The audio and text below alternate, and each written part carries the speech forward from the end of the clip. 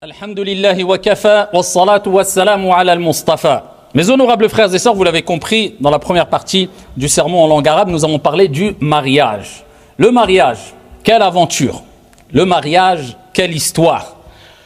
Se marier, c'est prendre la mer. C'est Sufyan al-Thawri, rahmatullahi alayhi, qui l'a dit lorsqu'il a rapporté ces paroles, qui sont très connues et célèbres. Man tazawwaja faqad rakiba al-bahr. Celui qui s'est marié, celui qui se marie, en fait, il prend la mer. Il donne cette image, puisque lorsqu'on prend la mer, celle-ci n'est jamais stable. Quelquefois, elle est stable, quelquefois la mer est agitée. Il y a plusieurs paramètres qui rentrent en compte. C'est pour ça qu'il donne cette image-là, puisque le mariage ne peut pas être toujours stable. Il y a des péripéties, il y a des hauts et des bas. Un jour de joie, un jour de tristesse. Mais pour qu'il y en ait pour tout le monde, on ne va pas parler simplement du mariage. Mais on va parler de l'avant-mariage. Comme ça, on va toucher les jeunes qui ne sont pas encore mariés. Mais on va parler aussi du jour du mariage, lors des festivités. Et on va parler aussi, comme ça tout le monde est concerné, et comme j'ai dit précédemment, il y en aura pour tout le monde. On va parler de celles et ceux qui sont déjà mariés et qui ne comprennent pas ce qui leur arrive, alors qu'ils pensaient que c'était un long fleuve tranquille le mariage. Et ils se demandent, est-ce que c'est la norme ? Le fait d'avoir des hauts et des bas. Jusqu'où on peut patienter. Pourquoi autant de problèmes? Quelles sont les solutions après avoir fait un constat? Parce que ce qui nous importe le plus, c'est d'apporter quelques solutions, quelques pistes. Alors vous m'aurez compris, hein, et vous le savez, et vous l'avez compris d'ailleurs, on ne pourra pas ici détailler tous les points dans les détails, car il faudrait plus qu'un séminaire. Mais on va essayer de traiter, de balayer les plus grands points importants et essentiels afin de profiter au maximum, incha'Allah tabaraka wa ta'ala. Alors le mariage, il faut comprendre que c'est une ni'ma. C'est un signe parmi les signes d'Allah subhanahu wa ta'ala. C'est un cadeau divin pour ses créatures. C'est pour cela qu'il a dit dans le Coran « Wa min ayatih » et parmi ces signes, il a considéré le mariage comme un signe divin. « An khalaqa lakum min anfusikum azwajan litaskunu ilayha » Il a créé pour vous de vous des épouses afin que vous viviez en tranquillité avec elles. Et on le verra par la suite, incha'Allah ta'ala, dans le troisième point. Wa billahi tawfiq. Mais cette ni'ma peut basculer vers une niqma, vers un malheur, une source de problèmes, de tristesse, d'angoisse, si on n'a pas bien saisi les recommandations divines et prophétiques, si on n'a pas saisi correctement le mode d'emploi. Parce qu'Allah subhanahu wa ta'ala, il a institué le mariage, mais il ne nous a pas laissé à notre propre merci. Il nous a laissé entre les mains un mode d'emploi. Le livre d'Allah subhanahu wa ta'ala et la sunna du prophète alayhi afdalus salati wa askat taslim avec l'éclaircissement de nos érudits à travers les siècles. Et bien sûr, il y a beaucoup de points qui relèvent du bon sens, tout simplement, pour avoir une vie harmonieuse. Donc il faut bien comprendre que le mariage c'est une ni'ma, il ne faut pas en faire une niqma, une source de malheur. Et quand il nous arrive un malheur, eh bien, c'est ce que nos mains ont provoqué. Allah, il n'a pas institué le mariage pour qu'on soit triste. Et si on en arrive là, tu vis toute ta vie en étant triste, et c'est une source de malheur, le mariage, eh bien, il faut y remédier. Tu ne peux pas vivre continuellement comme ça parce que le mariage n'a pas été institué pour être malheureux et triste, mais au contraire, litaskunu ilayha. Allah, il parle de sakan, as-sakina.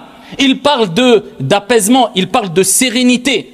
Puisque dans le mariage, on trouve as-sakina et dans la demeure, dans le foyer conjugal, dans le foyer familial, si on a compris comment on doit se comporter envers nos épouses, nos époux et envers nos enfants, ça doit être un lieu de sakina. C'est pour cela qu'on appelle l'habitation aussi as-sakan. Parce qu'il renvoie vers as-sakina, la sérénité et la quiétude. Car le bienheureux, c'est celui qui est heureux chez lui, même si l'ensemble des gens sont contre lui à l'extérieur. Et le malheureux est celui qui trouve la misère et la guerre à la maison, même si l'ensemble des gens est avec lui ou sont avec lui à l'extérieur, avant le mariage. Ayyuha shabab, ô vous les jeunes, c'est le prophète alayhi salatu wassalam qui l'a dit kama ja'a fi sahih.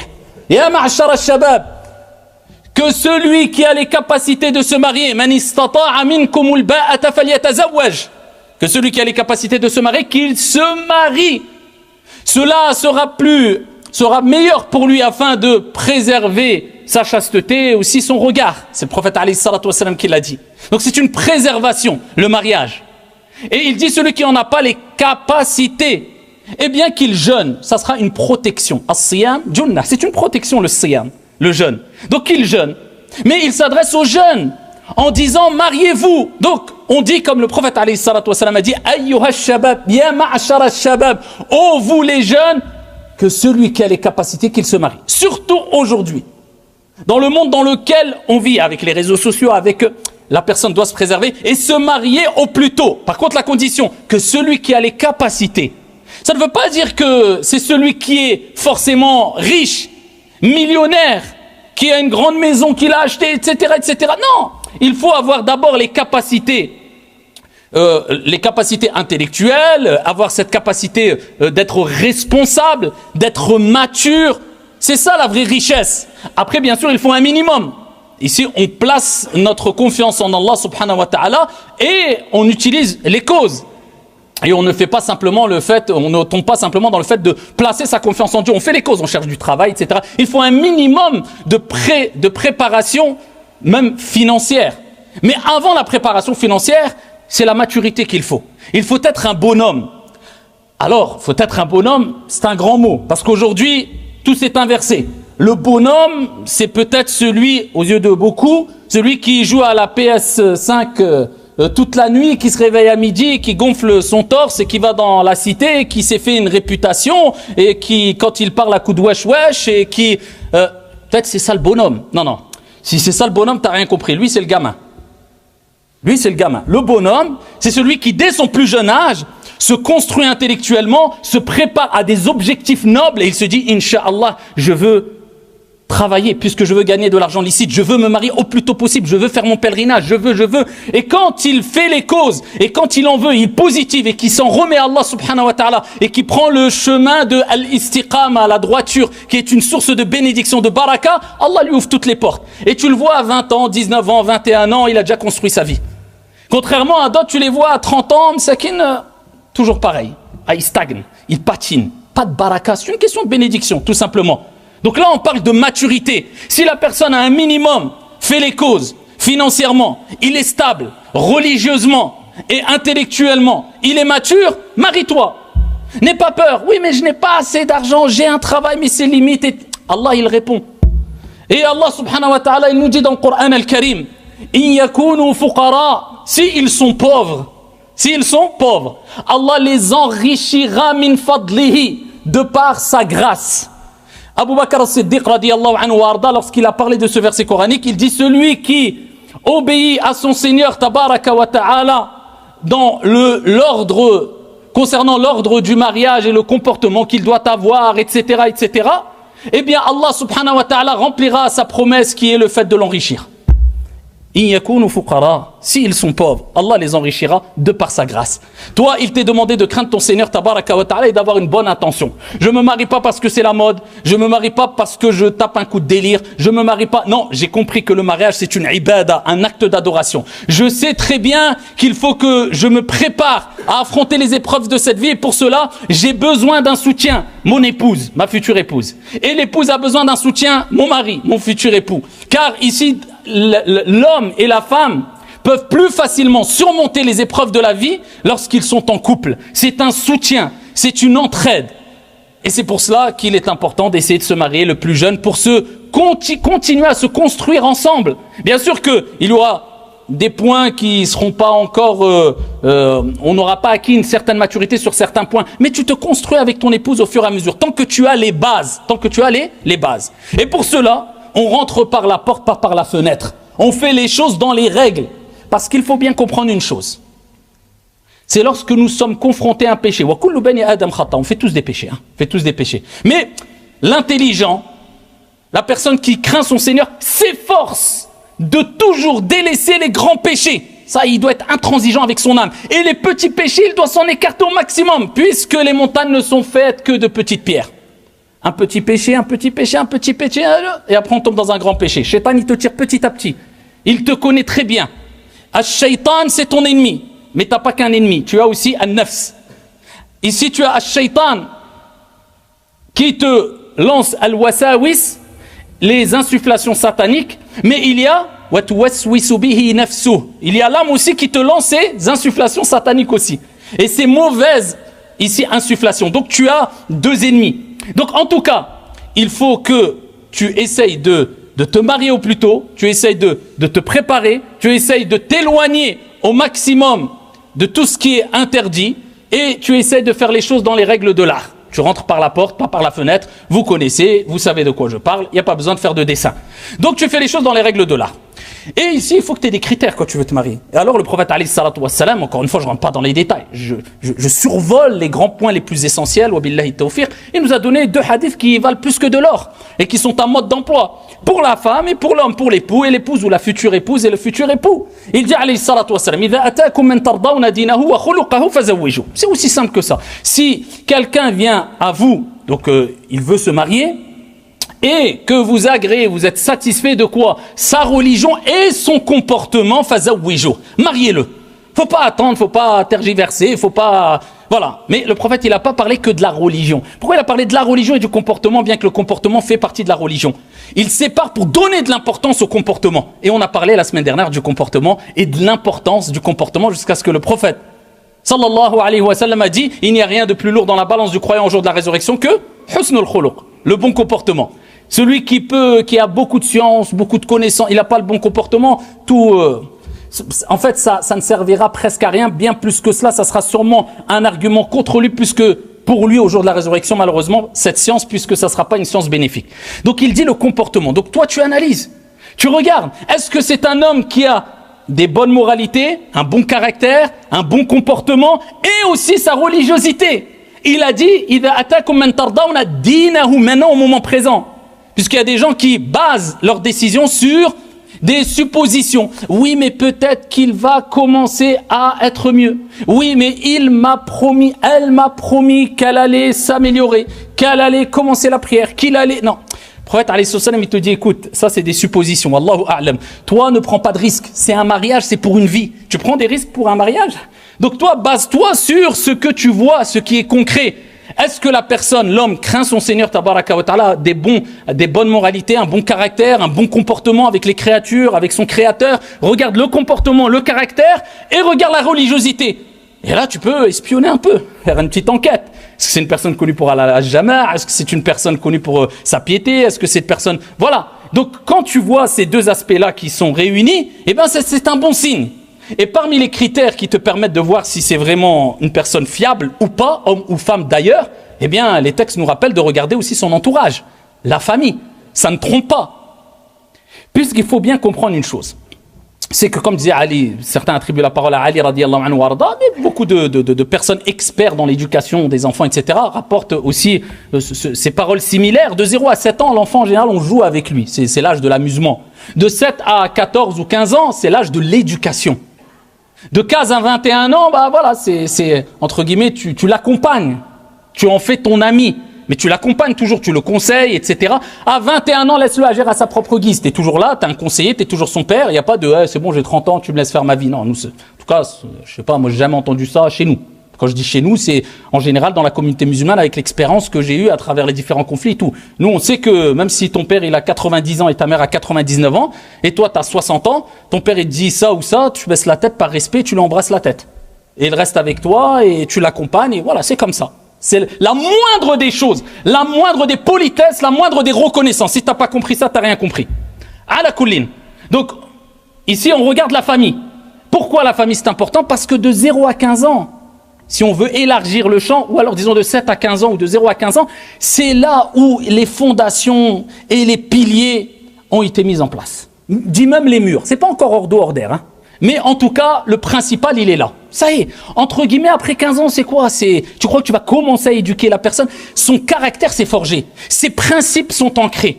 Donc, c'est qui l'a éduqué? Bah, c'est son père, sa mère. Et dans quel environnement? Avec ses frères et ses sœurs et ses oncles. Donc, et ses tantes, etc. Donc, c'est pour ça que c'est important de voir dans quel environnement a grandi l'homme, dans quel environnement a grandi la femme. Et pour cela, bah, on regarde le comportement des parents. La religiosité, la piété, le comportement, les bonnes manières des parents, des frères, des sœurs. Et c'est important de prendre en considération la famille aussi. Alors, il y a des cas d'exception. Attention. Il y a des personnes qui se sont mariées avec des filles, avec des hommes qui étaient vraiment dans des familles où ils ont vécu des choses même catastrophiques, vraiment très dures à vivre, etc. Et voilà, Allah il sort le vivant du mort et le mort du vivant. Il fait ce qu'il veut, subhanahu wa ta'ala. Je parle des règles générales. Donc ça, c'est très important. Et quand on parle du comportement de l'homme, eh bien, c'est important parce que c'est sur ça que va être basé surtout le mariage. La religiosité, bien sûr, comme on a dit, mais le comportement aussi. Parce que tu vas être confronté tous les jours à cet homme-là. Et vivre avec une personne, c'est dur. Parce qu'on a tous des défauts. Et au fur et à mesure de la vie, les défauts vont émerger. Et ensuite, les querelles vont commencer. Mais quand il y a le bon comportement, quand il y a la sagesse, quand il y a... Eh bien, on minimise et on évite d'arriver à une situation de non-retour. Et pareil, l'épouse. Le prophète alayhi salatu wa salam a dit « Tunkahul mar'a li arba'. L'épouse, la femme, on se marie avec elle pour 4 choses en général. L'imaliha en général. C'est ce qu'il disait, surtout même à l'époque comme à notre époque. Donc les gens prenaient quoi comme critère? Soit son argent, soit sa beauté, soit sa lignée, de quelle famille elle vient, etc. Surtout à l'époque des tribus, il y a des années, c'était les gens qui disaient oui, c'est telle fille de telle tribu, etc. D'ailleurs, même aujourd'hui, encore dans des endroits, on prend ça en considération. Et ou l'idiniha, ou bien l'idiniha pour sa religion. En général, c'est pour cela. Mais quel est le critère qui doit primer? Ça ne veut pas dire que tu n'as pas le droit de te marier en prenant en considération la beauté ou la lignée. Mais qu'est-ce qui doit primer? Que tu le veuilles ou non, fatigue-toi ou pas, comprends-le ou pas, tu le comprendras un jour ou un autre. Choisis celle qui a la religion. Et il dit une expression qui veut dire que tu seras plongé dans le regret, dans l'amertume si tu ne fais pas ça. Quand on parle de religion, encore une fois, c'est pour être sur la même longueur d'onde, c'est tout à fait normal, et avoir les mêmes principes, et surtout on parle de comportement aussi, de sagesse, de douceur, d'empathie, etc., de compassion, de miséricorde, etc., etc. Et on ne cherche pas, comme certains, à avoir une femme qui approche de la piété, bien qu'on a des millénaires, de Fatima radiallahu anha wa ardaha, alors que lui, il n'est pas des millions d'années de Ali et des compagnons. Il est...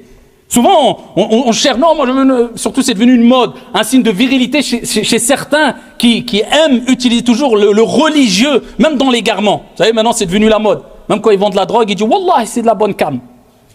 Wallah, c'est de la bonne canne. Donc vous savez, après on se dit pourquoi des gens ils assimilent, ils mélangent tout, ils font des amalgames, islam, arabe, ceci, subhanallah, tu sors le nom de Dieu, même quand tu fais des choses illicites, et certains ils sont à l'ouest, mais tu dis ah non, moi mon frère, moi je veux une sœur, masha'Allah, qui muhajjaba, mstoura, ceci, cela. Et lui quand il fait ce sujoud à la mosquée, tu vois sarwal habat et la haya la walu hadith wa la haraj. Même quand c'est l'été, lève ton pantalon et tu parles de pudeur, occupe-toi de toi déjà. On veut des gens, mais nous, il n'y a pas de problème, c'est pas grave. T'as oublié que t'étais concerné par les recommandations, par le comportement, par la bonne moralité aussi. Tu veux, soit on n'a rien sans rien. Et tu auras que ce que tu mérites de toute manière. Al-khabithatu lil-khabithina wal-khabithuna lil-khabithat wat-tayyibatu lit-tayyibina wat-tayyibuna lit-tayyibat. Comme Allah dit dans le Coran, plusieurs explications. Certains parlent de paroles, d'autres disent que c'est les bons avec les bonnes, les mauvais avec les mauvaises. Ala kulli hal. En tout cas, il faut prendre en considération cela. D'accord? Et c'est de faire attention et de rechercher et de rentrer par la porte, pas par la fenêtre, rentrer par des voies licites et pas par des voies TikTok ou Instagram pour trouver sa dulcinée, comme ils disent, ou alors son héros, son cavalier ou je ne sais quoi. Comme on dit souvent, je reprends la parole de je ne sais plus d'où je l'ai entendu, certains se marient sur Instagram, ils divorcent sur TikTok. C'est pas comme ça qu'on va se marier. Même tu vas dire, oui, moi j'ai rencontré maman sur TikTok et j'ai divorcé sur Instagram. C'est comme ça, t'inquiète pas, si tu veux te marier, Allah te facilitera comme le prophète alayhi salatu wassalam a dit. Toute personne qui veut se marier en vue de se préserver, Allah azza wa jal s'est engagé à l'assister. Comme qala alayhi salatu wassalam. Allah il va t'assister. Allah subhanahu wa ta'ala t'assistera incha'Allah ta'ala. Donc il te faut de la maturité. Il faut être un vrai bonhomme comme on a dit et une vraie femme. Dans la bienveillance, etc. Pendant le mariage, c'est-à-dire pendant l'aqd. Vous savez, tu as fait les choses dans les règles de l'art, etc. Tu ne veux pas rentrer par la fenêtre, par la porte, etc. Là, c'est le jour du mariage. Gâche pas tout.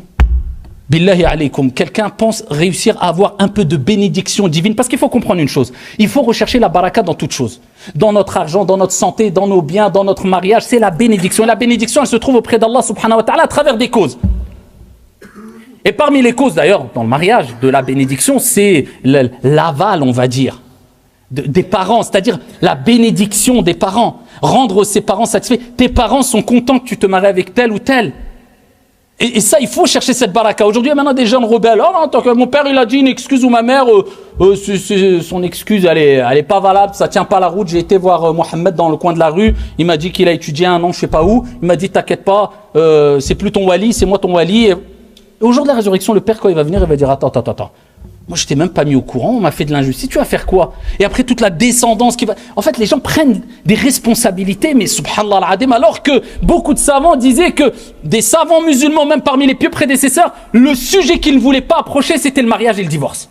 Ils disent trop sensible. Les répercussions sont trop conséquentes. On parle après des répercussions des enfants qui vont naître, une génération, des générations, une descendance. Et là, la légère. Non, t'es divorcé, t'es marié, viens que je te marie, viens que je te divorce. Bon, bref. Cherchez la baraka auprès de vos parents aussi. D'accord?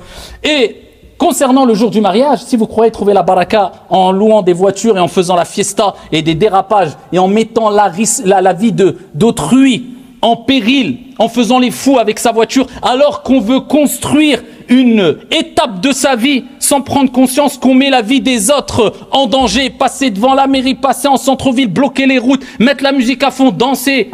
Et après, oh Allah, bénis notre mariage. T'invoques Dieu, bénis mon mariage en faisant ça, avec l'image, encore une fois, bon gré, mal gré, voilà, de l'arabe, du musulman, Dieu. Et après on s'étonne pourquoi, quelquefois, je ne généralise pas, il y a des gens qui font des amalgames, quelquefois ils voient pas plus loin que le bout de leur nez, ils tombent dans un racisme, ils tombent dans un... Oui, mais il y a certains qui le provoquent, je suis désolé, faut dire les choses comme ils sont, il y a certains qui le provoquent. C'est quoi ça? Un peu de civisme. On n'est même pas que dans le religieux là, ça c'est des questions de bon sens. C'est des questions de civisme, c'est des questions de adab, de politesse, de bienséance, de comportement. Sois discret. Il y a des gens qui sont milliardaires, ils font des mariages discrets. Mais pourquoi certains, dès qu'ils veulent faire la fête, c'est ruina? Mariage, ruina. Match de foot, ruina.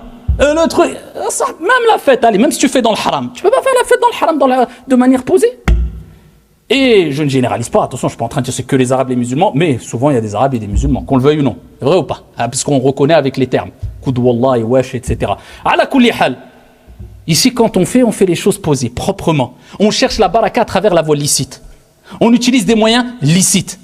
On fait son contrat de mariage à la mairie, puisqu'on est dans une époque aujourd'hui où maintenant tout est administratif, il faut prouver son mariage pour l'héritage, pour ses enfants, pour retranscrire, pour le pèlerinage. Tu passes à la mairie, c'est un gage aussi de crédibilité de la personne, puisque maintenant il y a les mariages et les divorces express. Non, mon frère, sur la sunna, et le divorce sur la sunna, rapidement. Hein.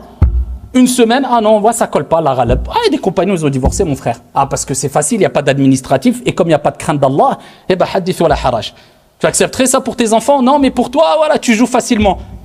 Gage de crédibilité, passe à la mairie, ton acte, fais ton acte, le aqd al-shar'i, voilà, tu fais ton contrat de mariage musulman aussi, avec les témoins, etc., dans les règles de l'art.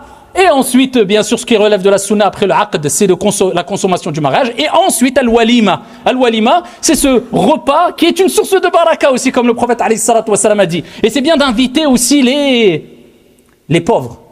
Les gens démunis. C'est pas tu fais un mariage avec une extravagance telle que tu gaspilles des millions et tu prends ton argent, va au hajj ou à la umrah et fais un mariage, il n'y a pas de mal, mais dans les règles de l'art, dans le licite, dans le halal, avec une certaine éthique, avec tes principes, etc. Et tout cela, c'est connu, vous n'avez pas besoin ça, il n'y a pas besoin de faire de film par rapport à ça. Comme les droits et les devoirs de l'époux et l'épouse, c'est connu. Bien sûr, pour avoir un mariage stable, il faut que l'homme connaisse ses droits, parce qu'il a des droits, et ses devoirs. Comme l'épouse, elle doit connaître ses droits, elle a des droits, et ses devoirs. Et ça, c'est connu, et je vous renvoie vers tous les livres de jurisprudence et sur le mariage, etc. Les droits et les devoirs de l'homme et de la femme sont connus. Et attention, on n'utilise pas ces droits pour en faire un match de boxe. Ah, regarde, t'as fait ça, le prophète a dit. Ah, regarde, t'as fait ça, Allah a dit. Ça, c'est le cadre. Après, il faut avoir ces comportements de bienséance, d'indulgence, de patience, voilà. C'est à toi de faire l'effort et de ne pas rester basé que sur une guéguerre à travers les versets ou à travers les hadiths. Il faut de la maturité, il faut de la patience. Et on a toujours tendance à croire que l'herbe est plus verte ailleurs. Partout, il y a des hauts et des bas. Même quand vous connaissez le texte où un homme a voulu se plaindre des conflits qu'il avait chez lui et des problèmes avec son épouse. À Omar ibn al-Khattab radiyallahu anhu arda. Wa ma adraka ma Omar. Et quand il approche de chez Omar, il voit que chez Omar aussi, ça va pas. Il entend des querelles, etc. Il dit, si Omar, il y a ces problèmes, c'est pas moi qui va me plaindre. Il fait demi-tour, Omar le rappelle. Et ici, il lui dit, pourquoi t'es venu, etc. Conflit, j'abrège, dans le sens. Et Omar lui a rappelé, ici, qu'il fallait patienter, puisque la vie, de toute manière, elle est courte. Et qu'il y a des hauts et des bas. Et que c'est normal. Et il a rappelé les qualités de la femme qu'elle a. Et l'homme a des qualités, la femme a des qualités. Et akada. C'est comme ça, dunya. Si vous pensez que tous les mariages sont bâtis que sur je t'aime, tu m'aimes, parce que tu as regardé trop de séries TV, ou alors tu crois que le monde virtuel des réseaux, c'est un monde réel, alors que c'est que du fake, comme vous savez. Parce que si, juste ne serait-ce que les filtres n'existaient pas sur les réseaux sociaux, je ne pense pas que les 99% de jeunes seraient sur les réseaux sociaux. Parce qu'ils seraient face à la réalité. Mais là, il y a les filtres qui t'embellissent tout, hein, l'homme comme la femme, comme les situations, etc. Ala kulli hal. Donc c'est normal, il y a des hauts et des bas. Et donc, pour le mariage, eh bien ici, il faut faire les choses dans les règles de l'art. Al-walima, tu invites des gens, ensuite la consommation du mariage, ensuite ici tu fais la fête, etc. Mais il faut faire les choses dans les règles de l'art et pas faire n'importe quoi. Et ça, c'est un message aux jeunes qui ont hâte de se marier, de faire une grande fête qui va attirer l'aïn et qui va attirer des critiques et qui va attirer « préservez-vous ». Et le jour du mariage aussi, eh bien on craint Allah subhanahu wa ta'ala, c'est tout à fait normal. On cherche toujours la bénédiction. Regardez les 2 jours de fête pour les musulmans, de fêtes religieuses, je parle. Eh bien, dans l'année, c'est Eid al-Fitr et Eid al-Adha. Et le prophète, il nous a recommandé d'être très joyeux, d'exprimer sa joie. Il n'y a pas de mal de s'offrir des cadeaux, de donner de l'argent aux pauvres, de partager sa viande de l'Adha, etc., etc. Zakat al-Fitr, on la partage. C'est un jour où il faut vraiment exprimer au maximum sa joie. Mais on commence cette journée-là avec quoi? As-salah. Très tôt le matin. C'est comme si Allah nous rappelait que ne cherchez pas le bonheur et la joie en dehors de votre bonne relation avec votre Seigneur. La joie, elle se trouve en passant par as-salah, par al-ibadah. Donc le jour du mariage, n'oublie pas as-salah. Et le jour du mariage, n'oublie pas tes principes aussi. Et après le mariage, et là c'est pour celles et ceux qui sont mariés et qui vivent des hauts et des bas, des tempêtes, des orages, presque il va tomber de l'embarcation, du bateau, il ne sait pas s'il sait nager ou pas, est-ce qu'il va se noyer ou pas. Ça, on pourra en parler des heures et des heures, mais on résume avec la parole de Sufyan al-Thawri. S'il le dit il y a des années, c'est que c'est pas pour rien. Quand il dit Man tazawwaja faqad rakiba al-bahr, celui qui se marie, il a pris la mer. Pourquoi? Parce que la mer, elle est calme, c'est attirant, ça fait du bien, c'est reposant. Et on a tous envie de prendre la mer. Mais, par contre, quand tu prends la mer, il faut une préparation. Il faut les gilets de sauvetage. Parce que la situation peut se retourner. Il peut y avoir des intempéries, il peut y avoir la mer qui s'agite. Et si tu te retrouves dans la mer, peut-être tu sais pas nager, même si tu sais nager, il faut des gilets, il faut une bonne embarcation, choisis le bon bateau, il faut regarder la météo. Et ben tout ça, c'est l'image du mariage aussi. Hein, tu regardes les autres paramètres, la météo, est-ce que ça va être favorable ou pas? Regarde la famille. Est-ce que ça va être favorable ou pas? On revient avant le mariage. Eh bien, tu prends tes précautions, gilet de sauvetage, etc. Donc, il faut que tu aies une formation. Comme ça, si ça va mal, tu mets pas tout en l'air. Et si tu es amené à tomber du bateau parce qu'il y a des intempéries, parce qu'il n'y a pas le choix, soit tu sautes du bateau, soit tu meurs. C'est le divorce. Il y a des moments, il n'y a pas le choix. Au moins, tu peux te reconstruire parce que tu as ton gilet de sauvetage, tu as pris tes précautions, tu as fait les causes comme il fallait, tu as pris un bon bateau et tu n'as pas pris une petite barque avec plein de trous. Tu t'es préparé. Eh bien, ici, voilà, tu peux t'en sortir. Et tu refais les choses dans les règles de l'art. Mais certaines personnes, quand ça ne va pas bien dans le mariage, eh bien, c'est pas, il saute avec le gilet de sauvetage, il pense à lui. Non, il attend, il regarde l'autre personne, avant qu'elle mette son gilet de sauvetage, il le pousse dans l'eau pour qu'elle se noie. C'est ça ce qu'on voit, les guerres après le mariage, la guerre mondiale. Et on utilise les enfants, on utilise ça, il n'y a plus de principe, on a tout oublié le bien. Tu t'es marié dans le bien, avec l'amour d'Allah et de son messager, et avec le comportement qui est allé avec, eh bien, un divorce dans le bien. C'est tout. Pourquoi c'est aussi compliqué que ça? Pourquoi la crainte d'Allah subhanahu wa ta'ala disparaît? Ça, c'est un signe de l'hypocrite. Le prophète alayhi salatu wa sallam, quand il dit les critères de l'hypocrite ou les signes de l'hypocrite, parmi les signes de l'hypocrite, wa idha khasama fajar. Quand il se dispute, il perd toute moralité. Il tombe dans la perversité, il tombe dans les insultes. Il n'y a plus de règles, il n'y a plus de crainte d'Allah subhanahu wa ta'ala ou autre. Et ça, c'est catastrophique.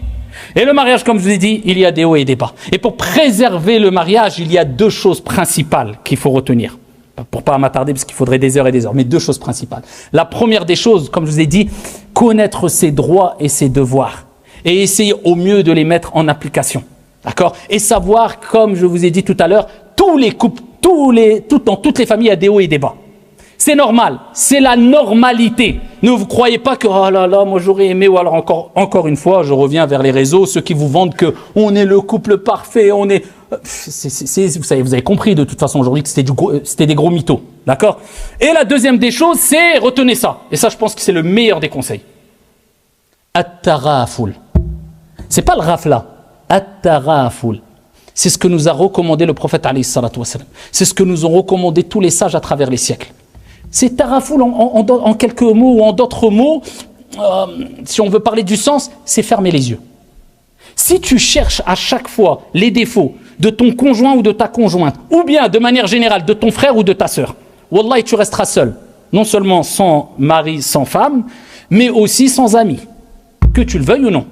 Tu ne peux pas ici te focaliser sur les défauts des gens parce que tout le monde en a et toi le premier. Donc il faut agir avec at-taraful. C'est-à-dire, bon, quand tu sais que ça va pas avoir un impact catastrophique, c'est pas catastrophique, elle a eu un défaut, il a glissé, elle a glissé, elle a... Ouais, ferme les yeux, bon, c'est pas grave, voilà. Mais attention, de ne pas rentrer dans l'exagération et tomber dans le ghafla.